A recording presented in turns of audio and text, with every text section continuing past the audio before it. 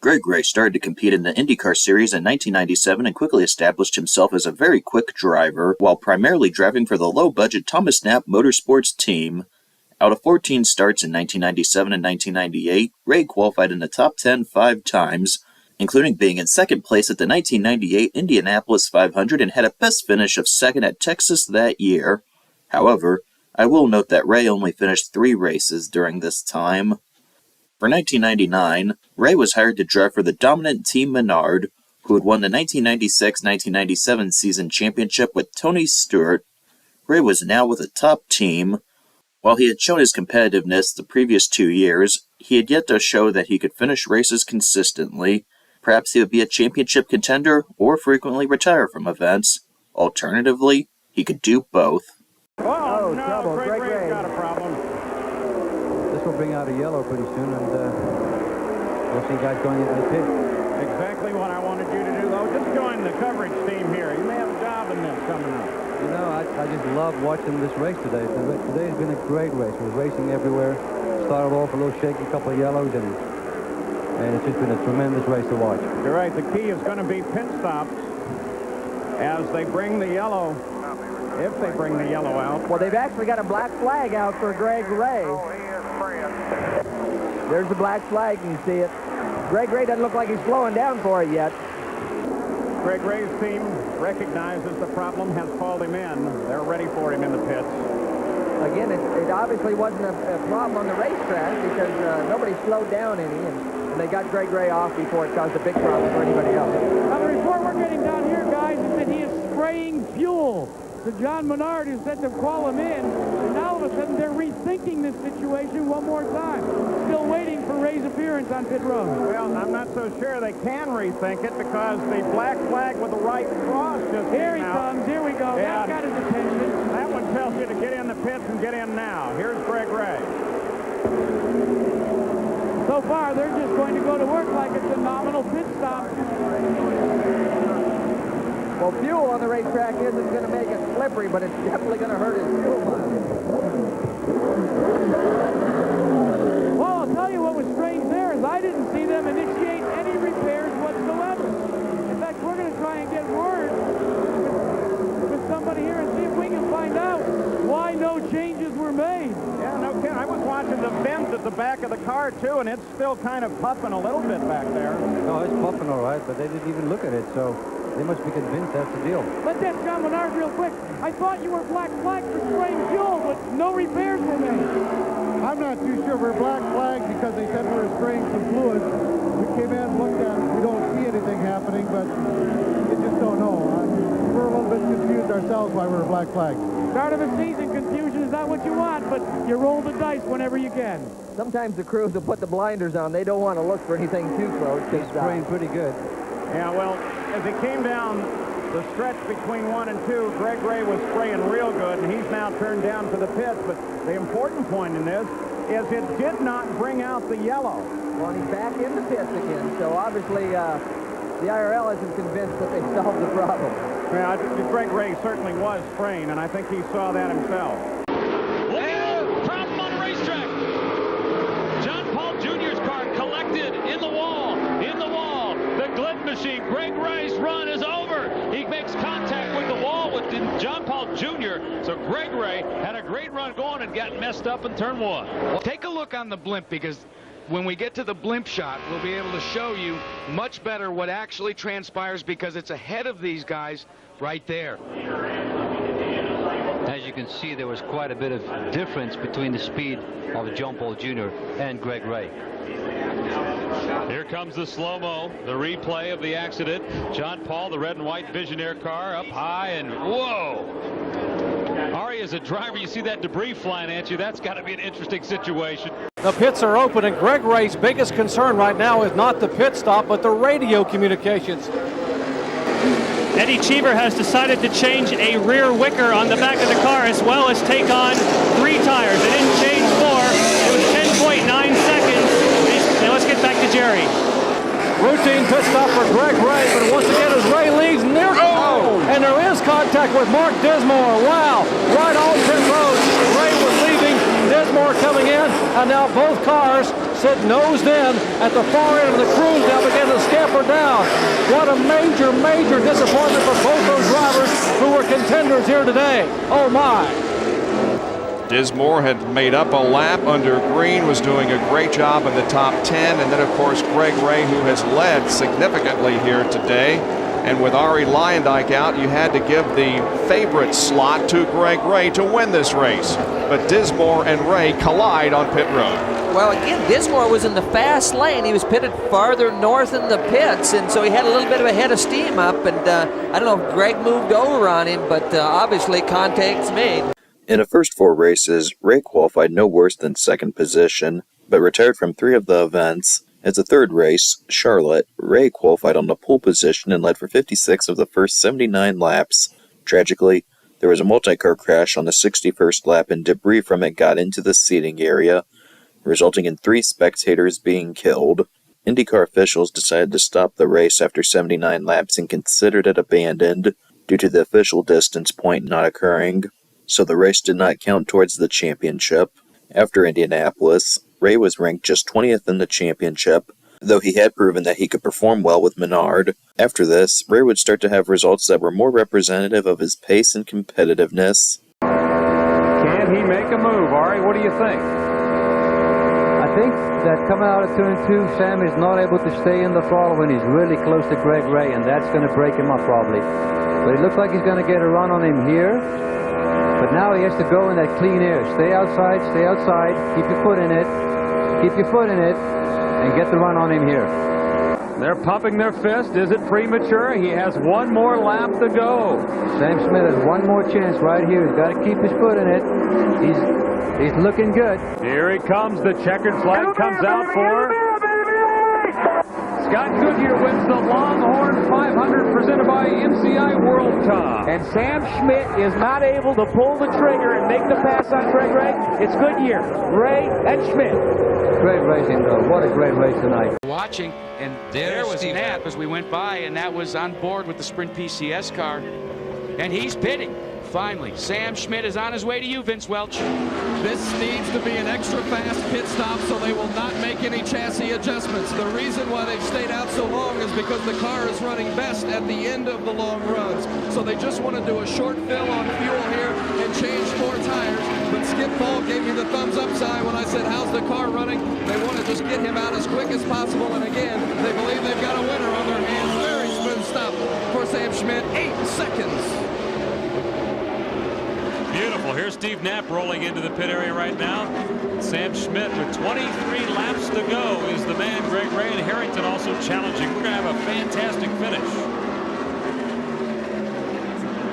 Trying to keep this car out of the way, out of competition. Steve Knapp was running in 10th. There's Greg Ray. So now the separation for Greg Ray and Sam Schmidt. Well, it's fairly sizable right now, but again, Greg Ray is working some heavy race traffic. Could that be advantageous for Sam Schmidt? We will just have to wait and see.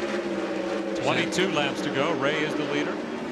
Sam obviously still has to get out up to speed coming out of the pits on the full load of fuel, and still have to get some heat in those tires. But right now, Greg Ray is quite a good lead over Sam. Scott Harrington is still running a very strong 3rd place. 3 miles to victory now for Greg Ray. 1 second separates 1 and 2. We're going to have a new winner in the Pep Boys Indy Racing League Series. Looking for the 15th different winner since the inception of the Pep Boys Indy Racing League. And Calvin Fish, it could be one of these 2 guys. I think so, absolutely. Greg Ray's crew is saying there are no handling problems with the car, but they're in a pensive mood now. 2 laps to go, and Sam Schmidt is right on his tail, Jack. I wouldn't be pensive right now. I'd have butterflies that would be about the size of giant bullets. I have them right now. Yeah. Butterflies. This is exciting, and boy, with 1 lap to go, he's right on his gearbox right here coming over 4. Charging, closing the gap. The white flag comes out. And for the Radisson 200, the final lap at Pikes Peak. And can he do it? Sam Schmidt trying to get around Greg Ray and Team Menard. 2 pros in front of him, Lazier and Cheever, so they shouldn't come into play. Here they come battling to turn 3. 2 more quarters for Greg Ray. Ray out of 3, trying to make it wide. Look at Sam Schmidt. He's going to challenge out of turn 4, but Greg Ray is going to hold on and win the Radisson 200 at Pikes Peak. What a fantastic finish here on Fox Sports Net as the celebration begins. Greg Ray gets his first win. Finishing second and first in consecutive races caused Ray to increase from 20th place in points to third. The next 4 races would be pretty representative of his season and career more broadly. Scott Goodyear has a problem because it's very unlikely for him to drop back like he did on that restart. So he's been falling back, and the other guys have been going forward. And Greg Ray is out there about 4 seconds ahead of Kenny Brackett. And the leader is coming in. The leader is coming in. Very unusual. Bad timing for a pit stop on the green, so he has a problem, that's for sure. So Kenny Brack is the man to watch now. Just an update on Greg Ray. Something is broken in the engine. They believe it's a belt or a chain. And also Scott Goodyear, very concerned on that restart. The front tires would not work. He was really complaining about the balance of the car. Big understeer. And let's keep a look at this. Let's keep an eye on these guys here, because Scott Harrington doesn't want to go a lap down. As I said before, everybody's bunching up. We got 4 cars fighting over the lead, with Scott Harrington in front of them being almost a lap down. You have a 180-mile-an-hour pick on the point. It shuffles the deck behind, and Dismore finds his position. That 3rd spot in jeopardy. Schmidt in the number 99 car snuck a peek to the inside, lost his momentum. All of a sudden, he drops off, but it almost was 3 wide down into the corner. Boy, this is exciting action at the Monster Mile. Scott Harrington coming out of the turns. And look, Schmidt does get by Dismore. Schmidt moves back down into that 3rd spot.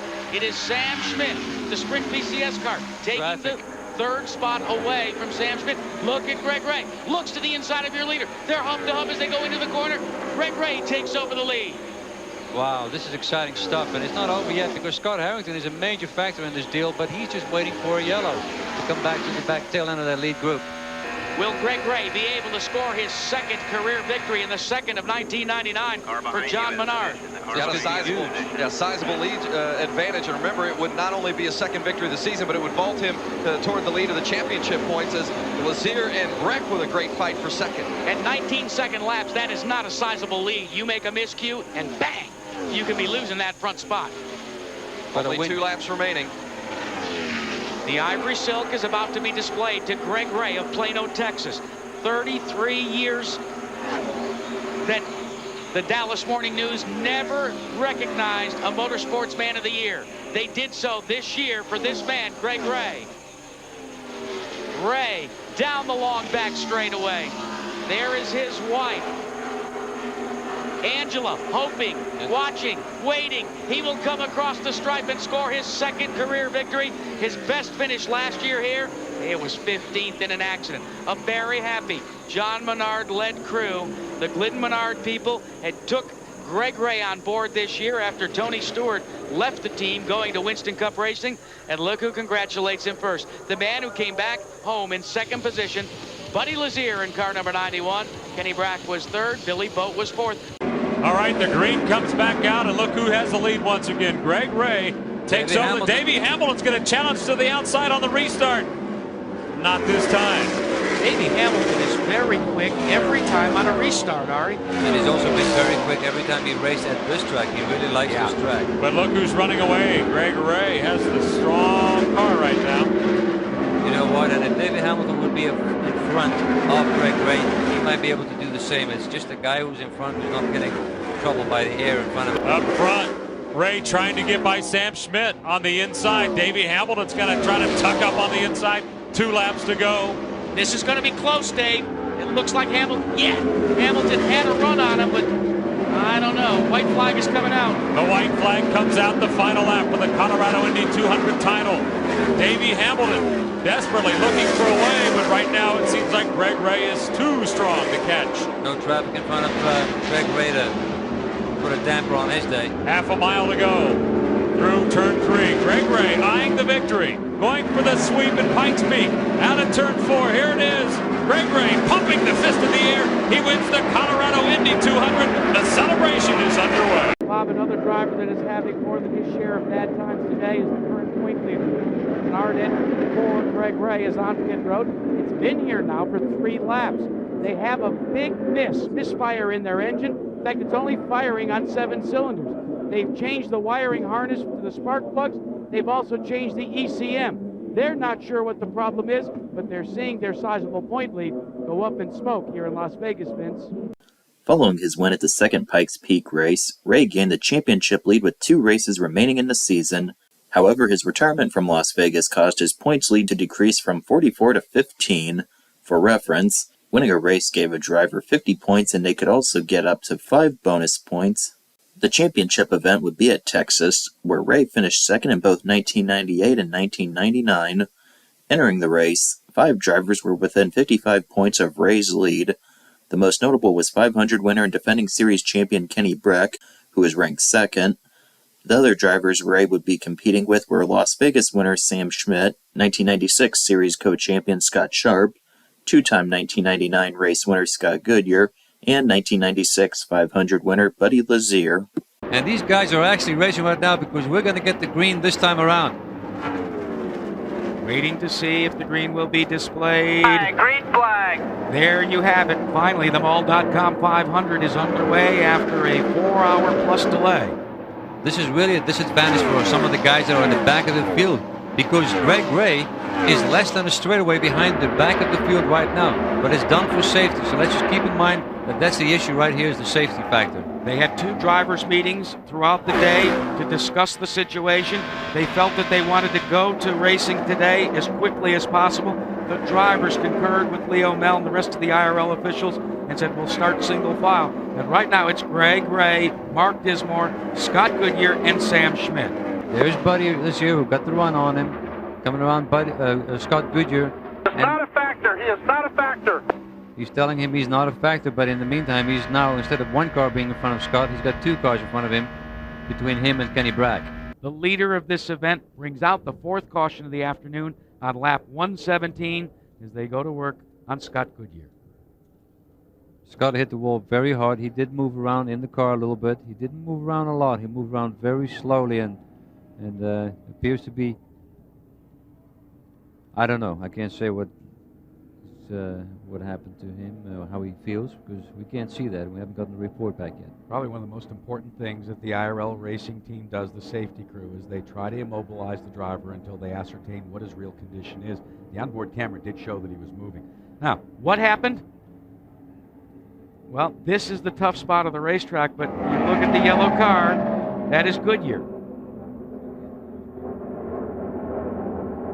Right there, he hit that bump, the bump we spoke about in yesterday's show. I'm sorry, everybody. And that's where the car broke loose. We're watching our leader come up to speed. We're about to go back to green. That is Kenny Brack at the nose. Sandwiched in between there is Jacques Lazier. Scott Sharp is officially in second. Greg Ray is being shown in third. Sam Schmidt and Scott Sharp got together here on the front straightaway, and the yellow's out. Debris being strewn across pit road, and also as Sam Schmidt has come to rest. And it looks like, it looks as if maybe, was that Stefan Gregoire that continued upon his way as well. What about it, Marty Reed? Should we look for Greg Ray to pull on a pit road shortly? Ari must be the great wizard of know-it-all. You haven't worked with him enough, have you? I was talking to John Menard, and he said 2 things. One is, we may get close enough to our window to sneak in here, top off under yellow, then we can go the distance, just have an old-fashioned shootout. And then he also said, I want to be a tire guy. They're over there where it's all warm. Well, it looks as if we're going to go back to a green-yellow situation. And we've seen this all day, something new in Indy Racing League competition, building up the speed. The complexion of the Pep Boys Indy Racing League Championship and the Mall.com 500 race have changed, Vince Welch, because Kenny Brack has limped onto pit road. Brack certainly has. Let's see what they do. Now, he came over the radio and said that something had broken. They're looking seriously at the right rear area, the tire, but they've obviously not figured it out 100% for sure. The car is still running, however. Now they come over to confer with A.J. Foyt. They turned the car off now, so obviously Kenny Brack is going to be in for a long stop. It's a problem with the right rear. Smoke coming from that right rear. Let's go back and see if we can discern what happened to Kenny Brack. Now, it's the car in front. Kenny Brack got touched by Jacques Lazier, but he was slowing down for another reason, which was a problem with the right rear probably. On to your horses. Your current leader, Greg Ray, the man that's looking to win this race and win the title, is pulling onto pit road to service Marty Reed. Well, it'll be the final stop, and the crew, everybody's saying, okay, take it easy, be calm, don't make any serious mistakes, don't cross thread. They're going to have a 4-tire change. Greg Ray knows what has happened up front. He doesn't want any water. Fuel's going in. Tires going on. That little trouble with the right rear. But they don't have to hurry. The nose hole is very noticeable right up by where you would adjust the wings. He's gone. And there could be your next champion. 12.2 seconds, Ari Leyendijk. What does a hole like that do at 200 miles an hour? That's a piece of carbon fiber that just peeled backward as he's getting up to speed. But this opens the door for the first victory for Mark Dismore, because Greg Ray is not concerning himself at all with race victory right now. He just wants to bring it home. Greg Ray takes third and the $1 million Pep Boys Indy Racing League Championship. A very jubilant Mark Dismore is pulling into victory lane. An equally jubilant Greg Ray will be touted as the 1999 champion a little later. There you take a look at Ray, complete with the hole in the nose cone, but it didn't slow him down. He's going to do a couple of burnouts. Hey, who needs Alex Zanardi when you got Greg Ray doing 360s, huh? He went to the wide part of the racetrack, too. That's right. Discretion is always the better part of valor. He's going to take his own lap. What an emotional moment. Nearby Plano, Texas. And Greg Ray will win the championship, but Marty Reed, it's going to be a pretty jubilant victory lane Here we for, go. well, let's look at these donuts again. That's for that side of the grandstands. Greg Ray taking the accolades of this hardy crew and team and fans from Texas that have waited out what seems to be the 24 hours of the Texas Motor Speedway, but it's well worthwhile. His 24th race for Greg Ray of Plano, Texas. Vince Welch, he's come to you finally. Greg Ray waited in turn 3 for the victory after doing some donuts, revs it up and is going to turn it off. Greg, congratulations on the championship. After 3 21st place finishes to start the season, no one ever thought you could come back to win it. I guess you were the only one that believed. Well, I tell you what, I think everybody in these bright yellow shirts with Glenn T. Menard believed in it, and Tom Knapp believed in it, and we all hung in there. We didn't change what we did, and you know, it'd have been nice to win the race tonight. I think we could have made some calls that might have done that, but I tell you what, the championship is the biggest thing, and this is great. Greg Ray, he's done it. The second championship for Team Menard. Greg Ray takes home the title and the $1 million bonus tonight in Texas. Also evens up the challenge between Firestone and Goodyear, 5 wins apiece in 1999. Well, Ari, it's been one whale of a season. It also evens up the challenge between A.J. Foyt's team and Team Menard. Both now have 2 championships, and it's going to be one heck of a year in the year 2000 when these guys come back. Ray won the 1999 Series Championship.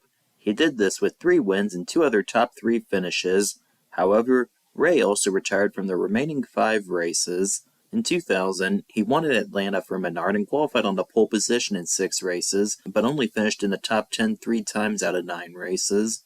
This resulted in him finishing 13th in the championship. The next year, Ray won at Atlanta again. After 10 of 13 races and inconsistent results, Menard released Ray. From then through 2004, he drove for 3 separate teams, including his own, Access Motorsports. With them, Ray finished in the top 10 in 6 of 19 races in 2003 and 2004. Unfortunately, sponsorship issues meant that he stopped racing and retired after the 2004 season.